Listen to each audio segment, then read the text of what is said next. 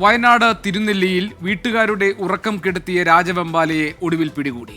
വെള്ളറോഡി സ്വദേശി ബാബുവിന്റെ വീടിന്റെ തറയ്ക്കടിയിലെ മാളത്തിൽ നിന്നാണ് രാജവെമ്പാലയെ പിടികൂടിയത്. സുർജിത്ത് അയ്യപ്പത്ത് വയനാട്ടിൽ നിന്ന് വിവരങ്ങൾ നൽകാറുണ്ട്. സുർജിത്ത്, ഇത് എപ്പോഴാണ് രാജവെമ്പാല ഇതിന് അകത്ത് കയറി കൂടിയത്? എങ്ങനെയാണ് നാട്ടുകാരിപ്പോൾ പുറത്തേക്ക് എടുത്തത്?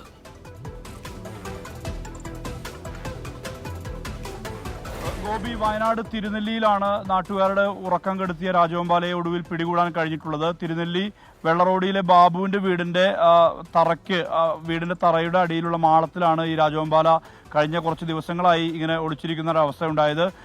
കഴിഞ്ഞ ദിവസം ഒരു മരത്തിന് മുകളിൽ ഈ രാജവെമ്പാല കയറിയിരുന്നു. ഇതേ തുടർന്ന് ഡെപ്യൂട്ടി റേഞ്ച് ഓഫീസറായിട്ടുള്ള ജയേഷ് ജോസഫിനെ വിവരം അറിയിച്ചു.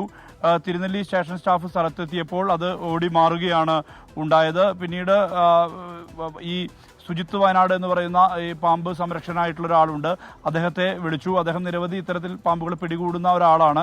ഇതിനുശേഷം അദ്ദേഹത്തെ വിളിച്ചതനുസരിച്ച് മാളത്തിൽ പരിശോധന നടത്തി. മാളം കുത്തിപ്പൊളിച്ചാണ് ഒടുവിൽ രാജവെമ്പാലയെ പിടികൂടുന്ന ഒരവസ്ഥ ഉണ്ടായിട്ടുള്ളത്.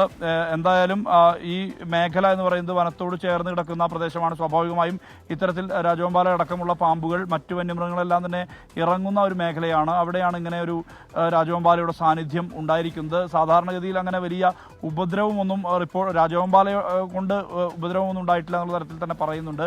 വളരെ ഷൈ ആയിട്ടുള്ള ഒരു പാമ്പാണ് രാജവെമ്പാല എന്നുള്ളതാണ് പറയുന്നത്. എന്തായാലും അതിനെ തറക്കടിയിൽ നിന്ന് അതിനെ പിടികൂടുന്ന ഒരു അവസ്ഥയാണ് നിലവിൽ ഉണ്ടായിട്ടുള്ളതോടുകൂടി ഈ ഒരു ആശങ്ക എന്നുള്ളത് നീക്കാൻ വേണ്ടി കഴിഞ്ഞിട്ടുണ്ട് വനം വകുപ്പിന്. ശരി, സുർജിത്ത് അയ്യപ്പത്ത് ആണ് വിവരങ്ങൾ നൽകിയത് വയനാട്ടിൽ നിന്ന്.